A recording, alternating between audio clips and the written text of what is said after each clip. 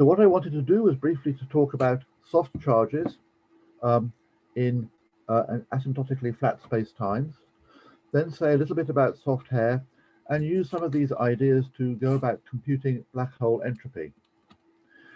So the starting place for all of these kinds of calculations is the covariant phase space formulation, which was pioneered by Rudolf Peierls back in the 1950s and elaborated on by various workers ever since: Ashtekar, Zuckerman, Witten and Krunkovich, Wald, Iyer, Lee and Zupas, and I suppose to a certain extent myself and Andy Strominger. The way in which you do this is to start off from the Einstein-Hilbert action, just the integral of the scalar curvature. Boundary terms, although they could exist, don't really bother us here. And the basic idea is to start by constructing the symplectic form for this theory. So the way in which you go about doing this is to consider a variation in which you vary the metric. You send GAB to GAB plus HAB.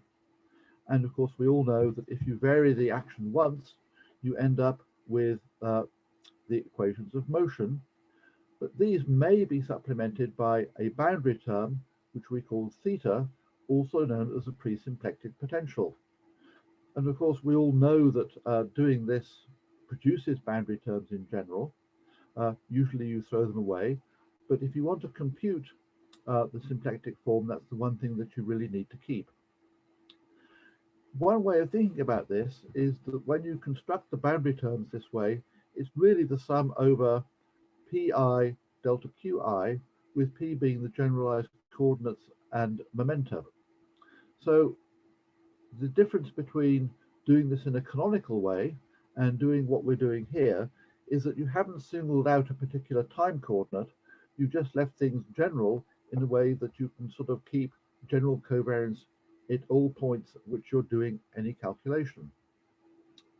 Of course, you could include matter terms in this or other gauge fields, but in order to keep life simple, we'll leave these out for the moment.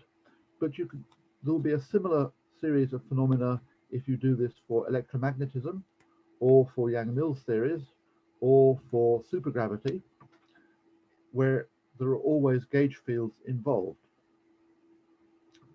So in the case of just pure gravity, one can construct an explicit expression. Little theta is going to be a 3 form, and in terms of h, given by the expression at the bottom, is just basically the divergence of the variation of the metric with some indices swapped around. To define the presymplectic current, the thing that you use to generate the symplectic form for the theory, you perform a second variation. And the way to think about this is that you've taken p dq and you've just taken its exterior derivative, except that here what you've done is you've taken the exterior derivative in the space of all deformations. So the presymplectic current is delta of theta minus delta prime of theta, as written at the top. And you want to think of this as something which you integrate over any space-like Cauchy surface in the space-time, and that will give rise to an object capital omega, which is the integral of little omega. And the way in which you want to think about capital omega is as the symplectic form.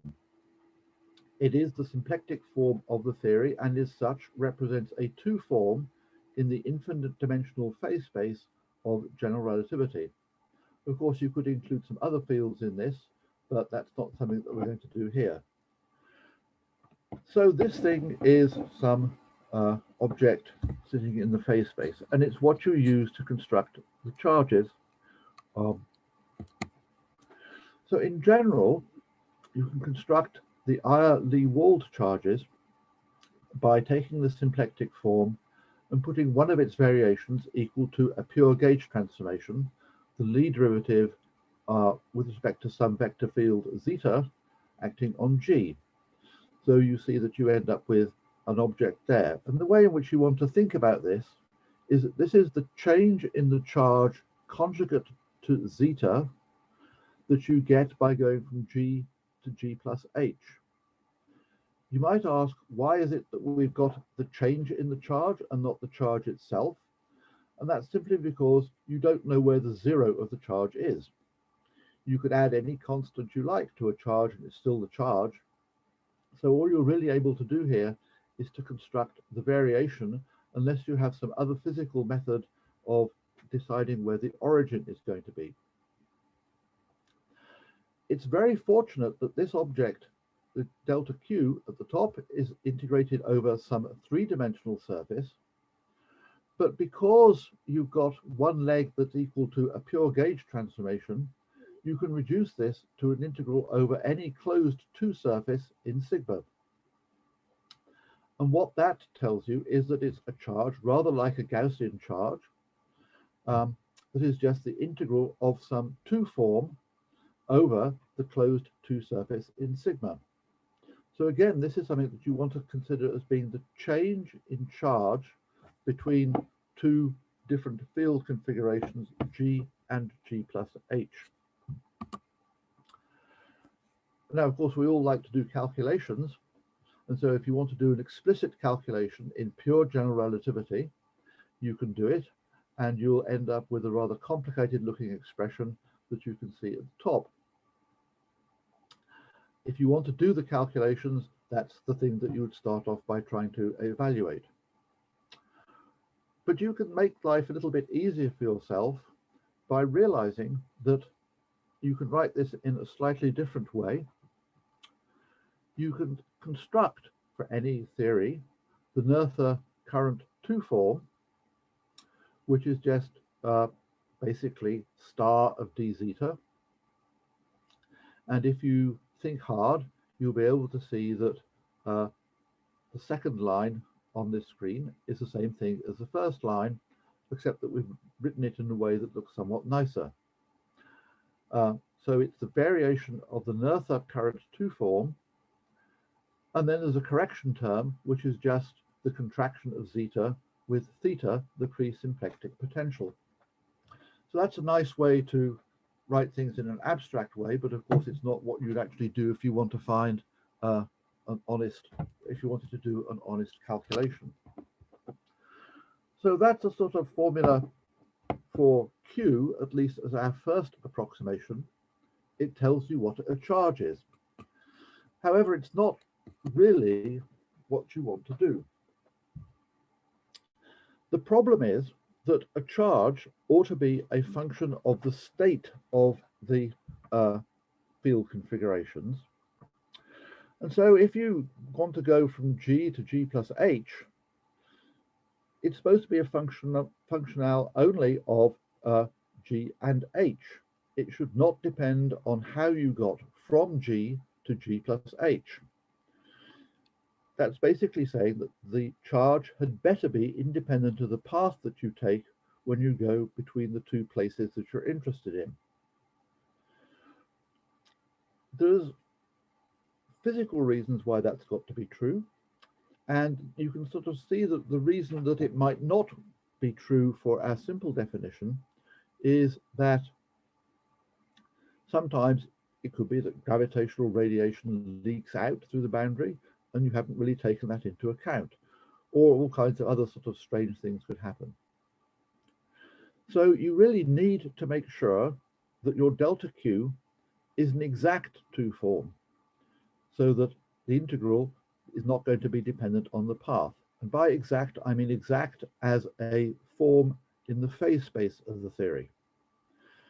A quick way of writing this is to say that delta H2 of delta Q of H1 has got to be minus delta H1 of delta Q of G and H2. There is a typo there. The last H1 in this expression should be an H2. To achieve this, you have to usually add some kind of counter term in order to make the charge exact. And that was explored at great length by Wald and Zupas, but it features in many of the other works on charges in BMS and in black holes. And that you do by adding an extra term that looks like I zeta of theta, so that you form an exact charge. It's these charges that we want to concentrate on when we look at the properties of spacetimes and black holes. So we have a method of constructing these charges, and here we have a few examples. S might be the boundary at infinity of an asymptotically flat space-time. It could be null infinity, or it could be space-like infinity. If zeta were the time translation killing vector, then Q would be the Komar mass. If it were the rotational killing vector, then it would be the Komar angular momentum. Or you could do exactly the same kind of construction on the horizon of a Kerr black hole. And there, if zeta was the null generator of the horizon, then you'd have the mass. If it was a generator of axisymmetry, it would be the angular momentum of the black hole. And it's those concepts that are used when you actually want to construct the first law of black hole mechanics. But you don't have to limit yourself to such simple things. Zeta could be any transformation that is sufficiently well behaved. So for other examples would be you could take some arbitrary closed two surface and some general time translation, and then that would be a different definition of quasi-local mass enclosed in S. And indeed most, but not all, of the definitions of quasi-local mass are found by doing this, although perhaps not expressed in this way. So let's look at an explicit example of this kind of thing. And that's given by the BMS group and the associated BMS charges. These are charges which you construct near either a future null infinity or past null infinity. And the basic idea is that the charges are associated with large gauge transformations. That is to say, gauge transformations that are left over after you think that you have fixed the gauge. It's these that are ultimately responsible for the soft charges, whether that's the case for an asymptotically flat space-time or on the horizon of a black hole. So the first thing to do is to fix the gauge in a convenient way.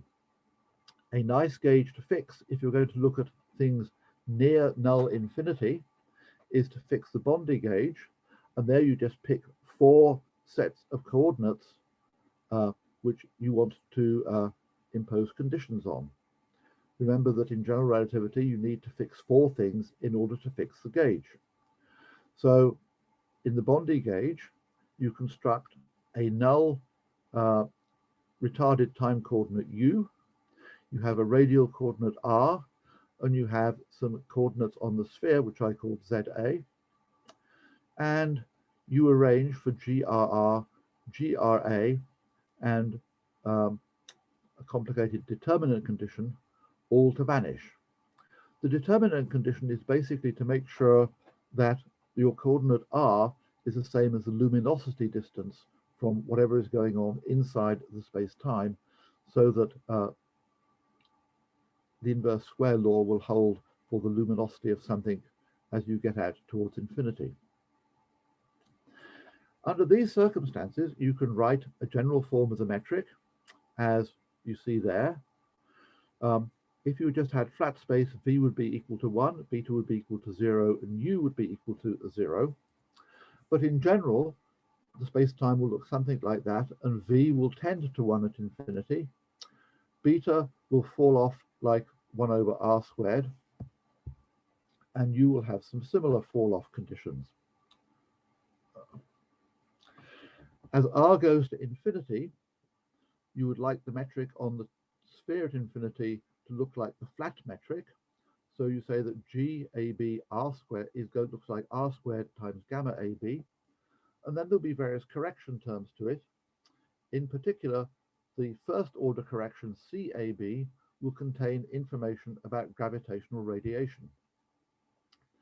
V in general will look like 1 minus 2m over r. M is usually called the Bondi mass aspect, And although we're used to thinking as m as being a constant, it can in fact vary as you go out to infinity, so that it's different in different directions.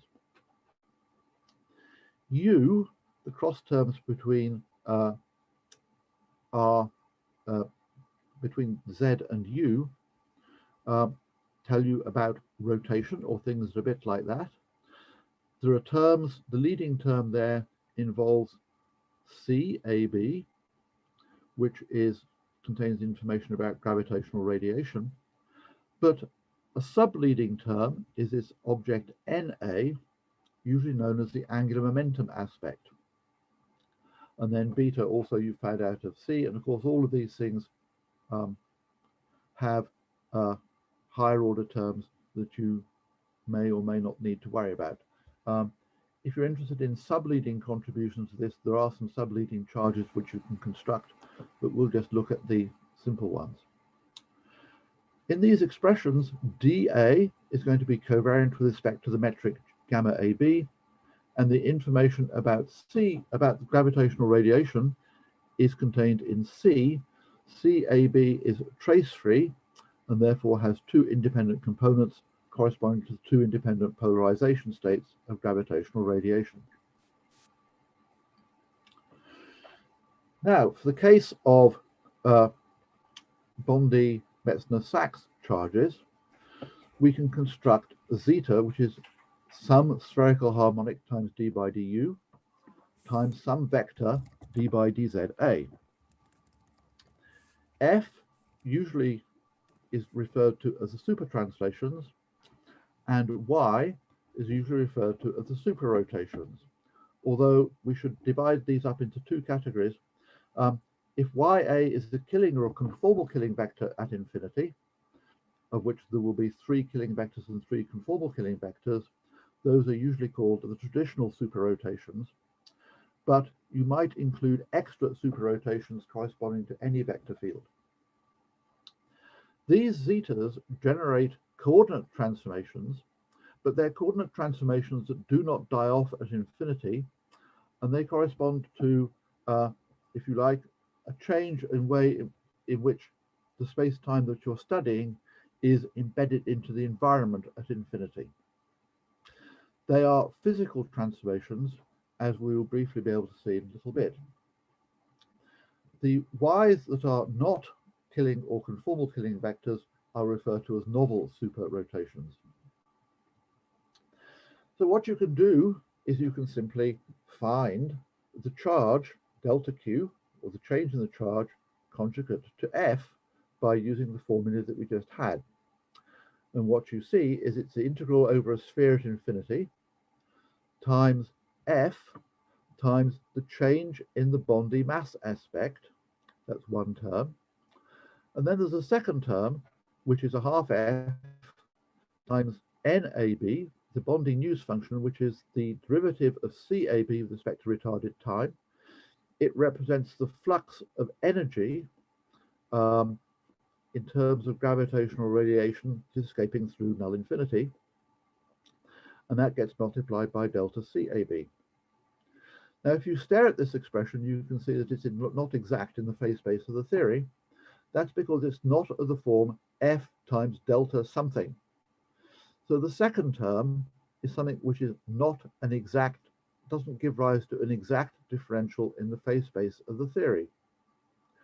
You have to introduce a counter term to subtract that off, and you can do that by following the prescription of Wald and Zupas.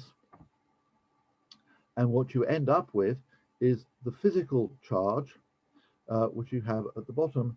It's just going to be the integral of 4F times delta MB.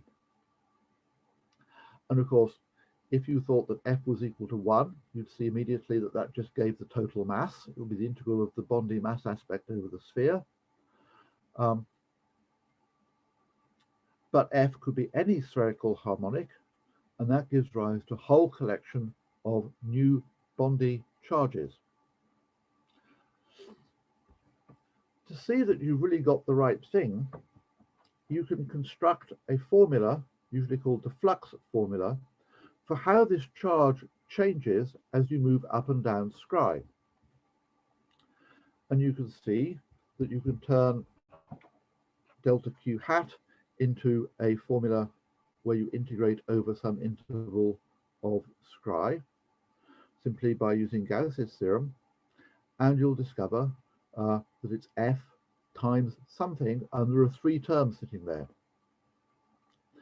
The first term is the gravitational radiation term. It's the flux of gravitational radiation passing through some particular solid angle.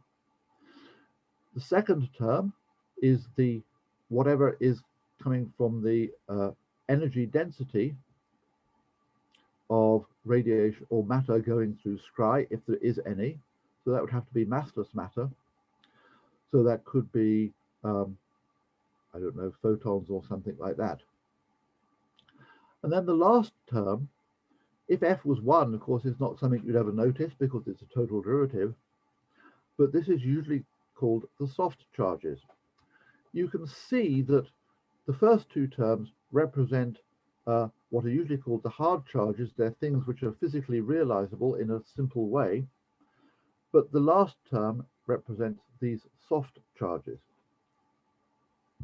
Similarly, there is a formula for charges associated with superrotations, and if you compute that, you'll discover it's just integral of ya times na being the mass aspect. So that's how you find these charges. They're associated with large gauge transformations. They're things which are not fixed by your usual gauge fixing conditions, and they are physically separate. You might ask, are those the only charges you can have? Well, a couple of years ago, magnetic charges were discovered by Chris Pope and Hardy and Mardi Godasgars, but these can be derived from a topological action by taking the action that you see at the top of this page and just simply doing exactly the same thing to it. You go through the same construction of the Wald, Ayer, and Lee charges, and you will end up with an expression that you see at the bottom. Gamma AB at the bottom is just the connection one form. It's easy to see this in the first order formalism. It's not so easy to see what's going on in the second order formalism. But these will give you magnetic charges, again, conjugate to some particular superrotation or supertranslation. For the case of f equals 1, this will give you the nut charge of a space-time. So that takes the nut charge out of being mysterious into something which you can really regard in this formal way. You could also find some other charges by starting from other topological invariants, the Euler character or the Pontryagin invariant. And if you start in the first order formulation, you can also define Lorentz charges. That seems to be all there is for gravity, but one still wonders about whether or not there are some subdominant charges, which is really beyond the content of these lectures.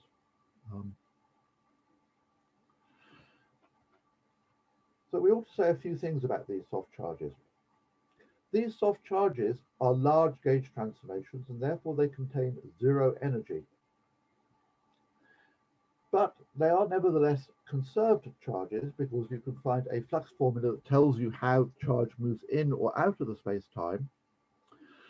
And what this really is telling you is that the vacuum of general relativity is infinitely degenerate.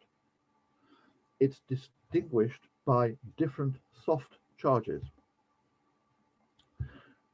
And another way of thinking about this is that the graviton is a Goldstone boson associated with breaking this degeneracy. If you pick some particular vacuum, you've broken the degeneracy that you have, and that's how the graviton should be thought of. And of course, there are similar phenomena for other gauge fields. In electromagnetism, there are soft charges found in exactly the same way, and the photon is associated with symmetry breaking there. All diffeomorphisms should form an algebra. so that if you commute two Lie derivatives, it's the Lie derivative of the commutator, and the same should be true of the charges. In the case of the BMS group, the supertranslations are abelian and form a direct product with the 6 traditional superrotations that form the Lorentz algebra. You can extract from the BMS group, of course there are an infinite number of supertranslations. You can extract the Poincaré group, but it's not something which you can do in a unique way. There are many different ways of extracting the unique group by selecting 4 particular supertranslations and constructing the semi-direct product with the traditional superrotations. But that's, I guess, something that we knew for a long time. But bear in mind that when you start to construct the algebra of charges, there is a possibility that that algebra will contain anomalies. Let's not worry about that for the moment. There is a nice conservation law for these charges, and this really follows from results of Christodoulou and Kleinemann. The charges that you find at the past endpoint of Scri plus are going to be the same as the charges that you find at the future endpoint of Scri minus. So close to space-like infinity, you see that these charges are indeed the same things. The only trick there is that when you evaluate Q minus and you want to compare that to Q plus, you have to take the antipodal map on the fields that you use to construct Q plus when you construct Q minus. At first sight, that sounds a little bit paradoxical, but in fact, it's not really. If you think about an isolated object sitting in an asymptotically flat space-time, and you start off at Scri minus, and you move in a null direction through the space-time and end up at Scri plus, then of course you end up at the antipodal point of Scri plus relative to where you were on Scri minus. So in actual fact, this antipodal map is really intuitively very sensible. Perhaps I should explicitly make the point that this antipodal map has nothing to do with the antipodal map that is sometimes talked about by a 't Hooft. It is completely unrelated to that. So we have a flux formulae on Scri. We have antipodal matching between Scri minus and Scri plus, and that tells you that you have conserved charges between the past and the future. These are charges which are defined on null surfaces because they relate to massless particles or massless matter passing through Scri. So this is a map between the past and the future. If you think about collapse in gravitation, what happens is you can have collapse, but now if a horizon forms, massless particles can leave the domain of outer communication either through Scri plus or through the horizon. So that tells you that the charge which you find in an asymptotically flat space-time which contains a black hole which has formed, there will still be conservation of charge, but you have to take account of the fact that could be a flux of this charge through the horizon. And that's just the origin of black hole soft hair.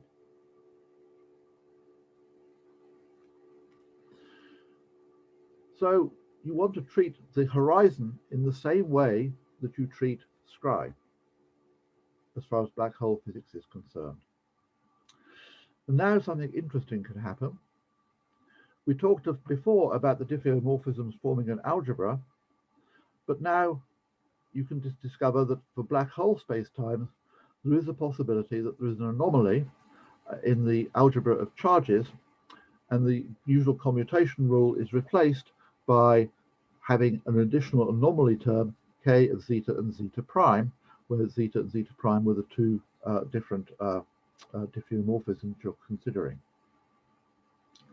What we want to do is to explore what this possible k is. Before we do that, let's think again about whether black holes have entropy. Classical black hole uniqueness theorems tell you that the only objects that you can have that characterize a black hole are their mass, angular momentum, and charge.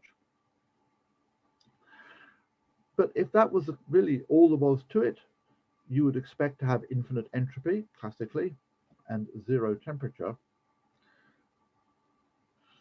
And it wasn't until the first law of black hole mechanics came along, which you see here, dm equals kappa dA over 8 pi plus phi dq plus omega dj, that you realize that if kappa is equal to, well, kappa over 2 pi is equal to the temperature, and dA is equal to ds with a factor of 4 stuck somewhere, then this is really the same thing as the first law of thermodynamics. However, you should really be including soft hair in expressions of this form because there are charges other than just dq. The question that we want to ask ourselves is, if you include soft hair, what is the degeneracy of states that you end up with? Another way of saying this is that you know that in the Boltzmann interpretation of entropy, it's just the logarithm of the density of states for black holes of fixed mj and q. And so you'll be able to calculate what this is if you knew what the quantum states of a black hole were. So what I want to do is to look at observers external to a black hole. I'm just going to consider Kerr black holes here.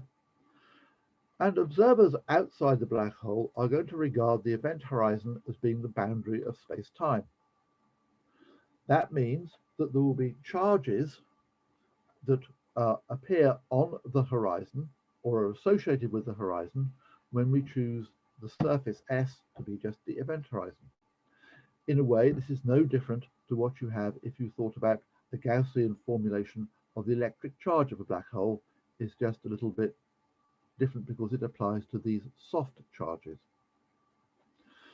So let's do a calculation in the last few minutes where we construct the entropy of a black hole.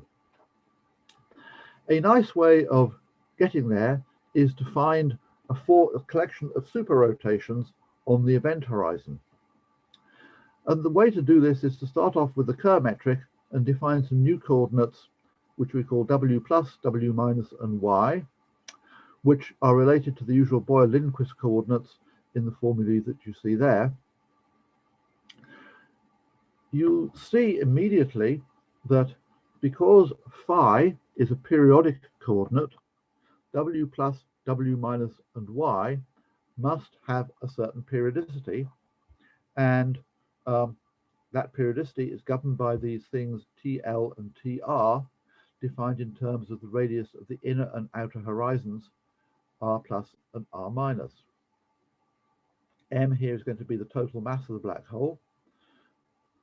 A is the rotation parameter of the black hole, so that we don't want that to be equal to 0 because that will cause you something of a problem.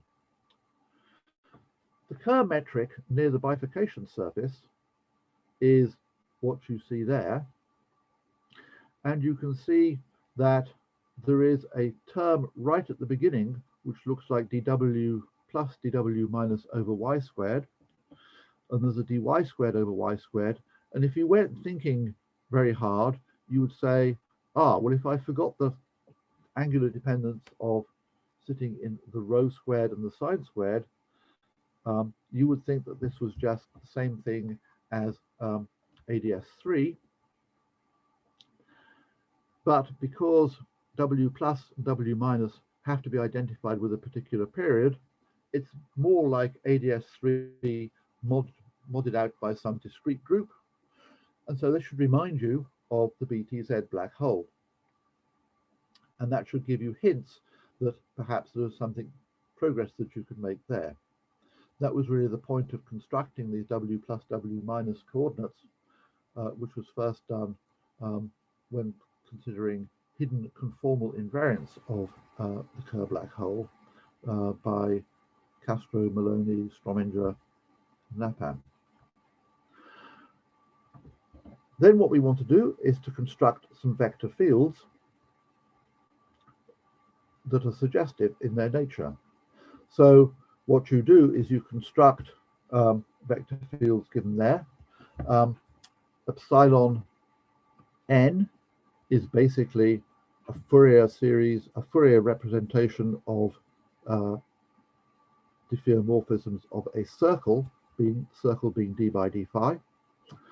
But you have to augment that by some extra things involving zeta y, zeta theta, and zeta minus you put equal to 0.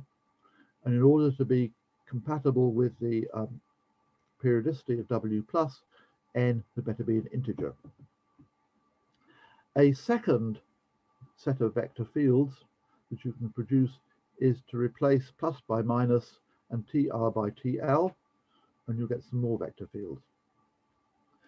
These vector fields, if you construct their commutator, obey the Virasoro algebra. So you've got two Virasoro algebras of diffeomorphisms, and these turn out to commute with each other.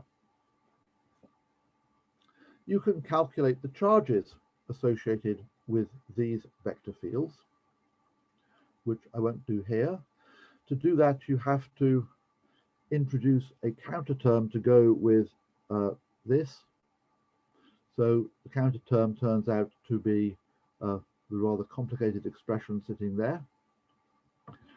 And that gives rise to the charges on the black hole, or at least some of the charges on the black hole.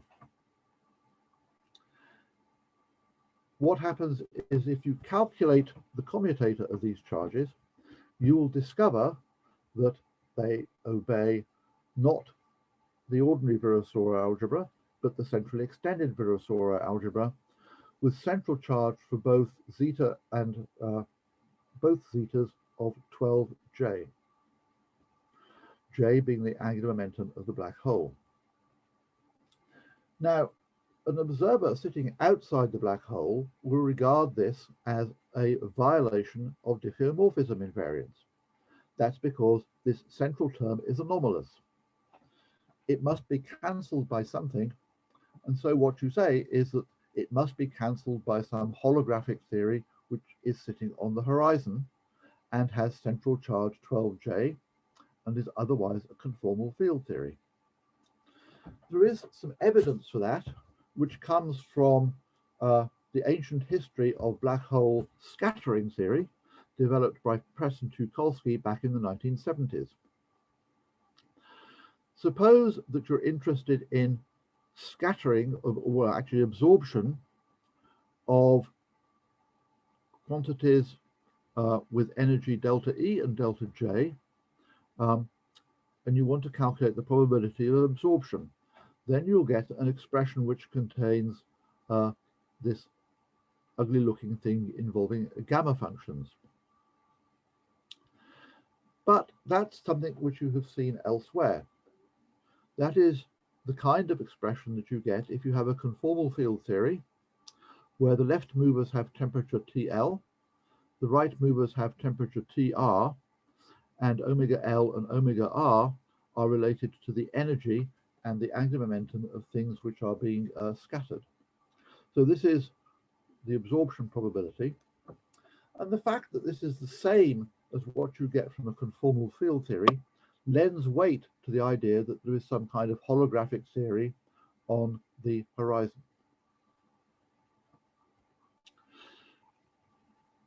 So what we suppose is that the horizon can be described by a conformal field theory with central charge CL and CR at temperatures TL and TR. Then you will discover something of a miracle. You know that there's a general formula for the entropy of such a conformal field theory. This is a formula first produced by Cardy, and it's equal to pi squared over 3 C left T left plus C right T right. C left and C right we know to be equal to 12J. TL and TR we know to be R plus or minus R minus over 4 pi A. And if you substitute in those formulae coming from the Kerr metric, you'll discover it's equal to 1/4 of the area of the event horizon, as you would have expected from the Hawking version of entropy. So that's a result that was first obtained by Stephen Hawking, Andy Strominger, one of my students, Sasha Heiko, and myself a couple of years ago. It's really something which you can apply to other things. It's a way of calculating the entropy from soft charges. That's all it really relies on.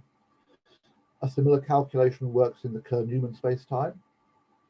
A similar calculation works in ADS for black holes which are asymptotic to ADS. The final result also holds in Schwarzschild, although things are clearly a little bit degenerate there. And our result is essentially holographic in nature. Of course, there are some issues that amount from this. You might think that this was something to do with the information paradox. And indeed, it would appear to be something to do with the information paradox. But there are certain issues which it's clear one needs to sort out before saying this has really helped resolve the information paradox. It doesn't leave it obvious how this will affect the species problem. What you discover is that the entropy is entirely governed by the geometry of the space-time. That's true even if you extend this to Kerr-Newman. The electromagnetic fields don't change the entropy. It still always turns out to be 1/4 of the area of the event horizon. But you would expect that if the entropy contains information about the nature of gravitational collapse, there are many, many more ways of forming a black hole if there are different species of particles. And clearly, this does not address that issue because you discover that only the gravitational things are important. But nevertheless, somehow the number of species of particles has to be incorporated in this expression somehow. It's not clear how that could ever come about. There is something related to string theory here. String theory at least specifies the nature of the species of elementary particles, although there are many different ways of doing that because compactification can take place in an enormous number of different ways, giving rise to different possible spectra, but at least it incorporates the possibility. Also, if you thought this was going to be a solution to the information paradox, these charges, if you are able to find out what all of the charges were, have got to be describe everything possible in gravitational collapse. Outside string theory, it's hard to see how that could happen. In the standard model, it certainly couldn't possibly happen. That's because there are quantum numbers there which come from global symmetries. String theory has the advantage that all symmetries are gauge symmetries, and so at least you have the possibility there of incorporating everything that you need to. But that's not the only obvious problems. Freely falling observers do not see this conformal field theory in the same way that they don't see Hawking radiation. Perhaps that's a strength because an observer that's falling into the black hole doesn't know about the event horizon. They just simply fall through it at some point. Nothing special happens there. Nothing special happens to the curvature.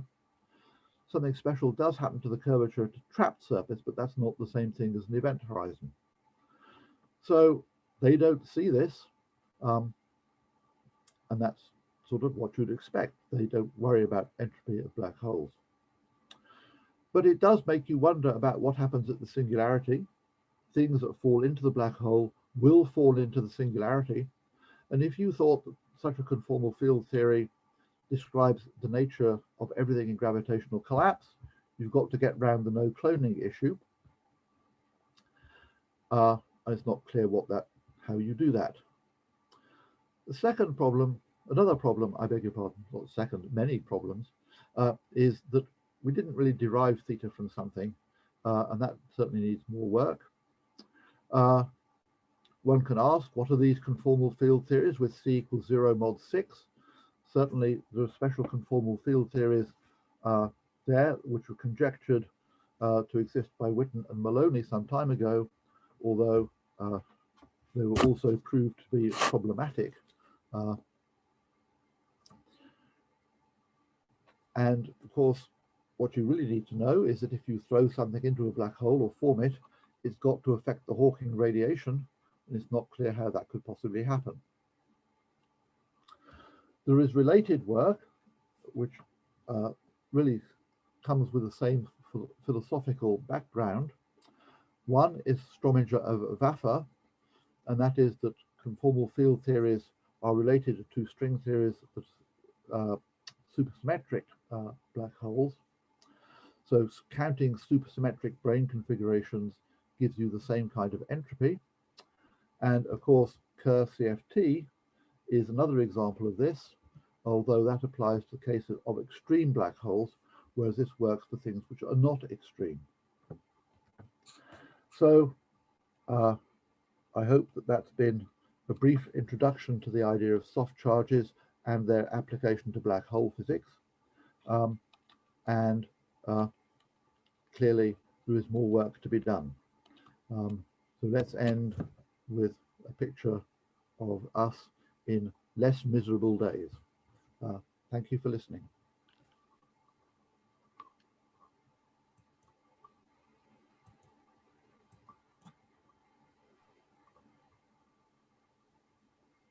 Sorry. Thank you, Malcolm. I think we will first go for questions before thanking you. And so I please, if there are any questions around, unmute yourself and go ahead.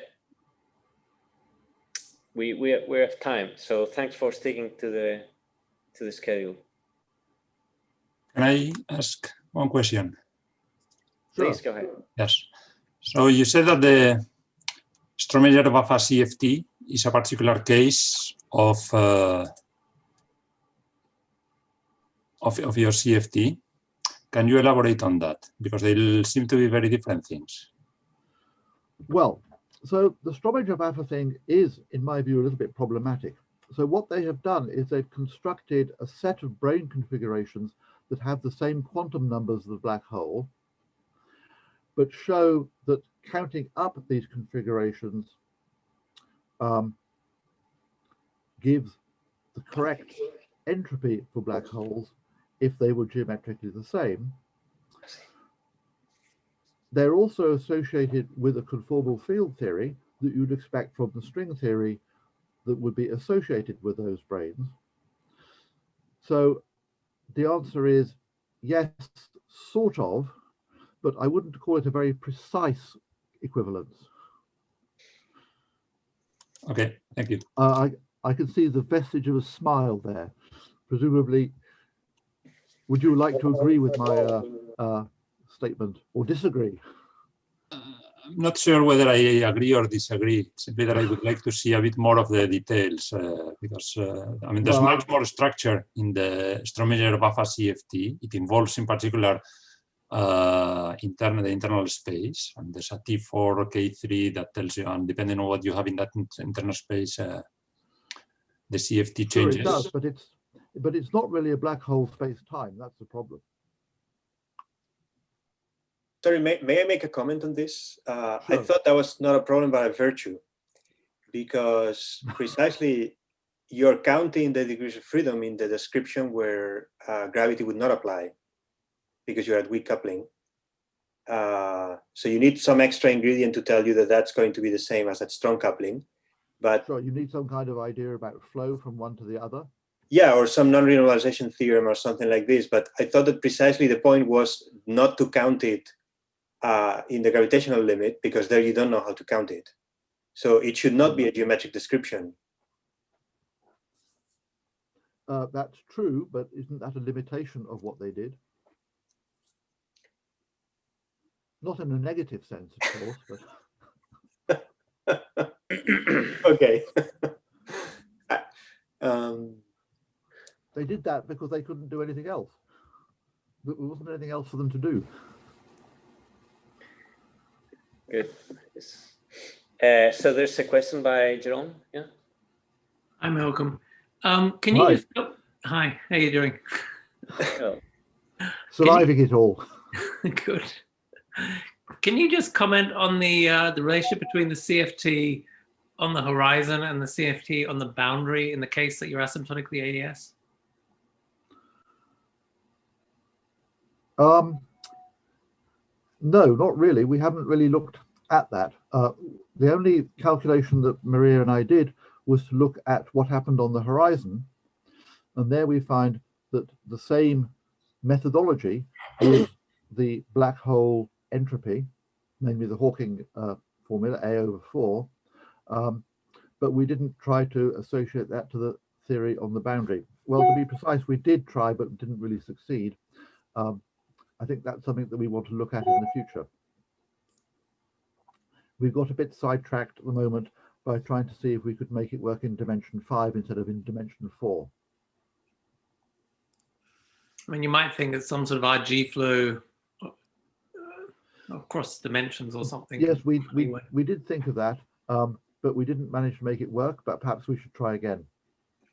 Well, you know how these things go. We still have, yeah, David, go ahead. Yeah, I had a question about your comment that the graviton can be seen as the Goldstone boson of the broken asymptotic charges. So I was wondering if you could make it a bit more precise in the sense of explaining how the counting of degrees of freedom in the graviton follows from the number of broken charges or something like this.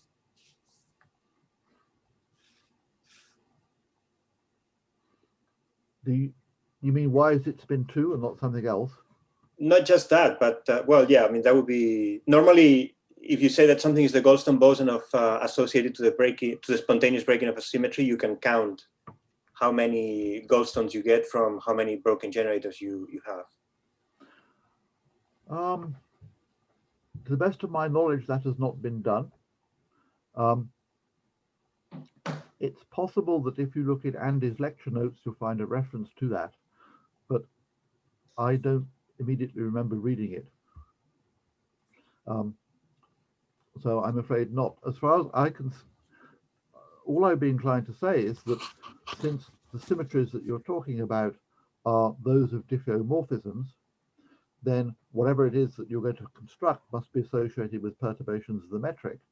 But I don't know that I don't know how to go much beyond that. Yeah, I guess what confuses me is that you have an infinite amount of broken charges, if I understand correctly. Yes, that's correct. Whereas you only get a finite number of propagating Goldstone bosons in the graviton. You get one with 2 polarization states. Right. So I'm confused as to how the counting works in this case, but well, I'm afraid I don't know. thanks. At least it's an honest answer. Jose, you had a last question? Hi, Malcolm. I wanted to ask you regarding the capital theta that you said that you don't know how to compute it honestly. So I guess that you have an ambiguity. You can have other thetas. And yes, well, in actual fact, that one works very well. It's the one that that I originally thought of. It's not the one that we used in the paper with Stephen and Andy and Sasha, but it's the one that works for for Kerr-Newman and for ADS. What one really should be doing is constructing a flux formula for the charges as you go into the black hole. That's work in progress with Sang-Min Choi and Ratindranath Akuri. And then you should be able to see unambiguously what the counter term should be. The point being that if you have a flux formula for the charges, you will be able to see what is flowing into the black hole, and you'll be able to therefore deduce what the charge really is, and that should allow you to construct theta in an objective fashion. So that's something which is currently in progress with those two. Okay, we have still 1 minute for a last question. So could I ask, I mean, I'm totally an expert in this, but I had the impression that these super translations at the horizon could be all gauged away. I'm referring to some papers by Kepa Sousa and do you know what I'm talking about? I mean, I had the. I think. Well, I don't which one that you're talking about. The one that I would be thinking of immediately would be Pastersky and Velindi. Well, no, I'm an expert in this, but I had the impression that, like at infinity, at the horizon, this was there was no residual. Well, they are indeed pure gauge transformations, but you can fix the gauge.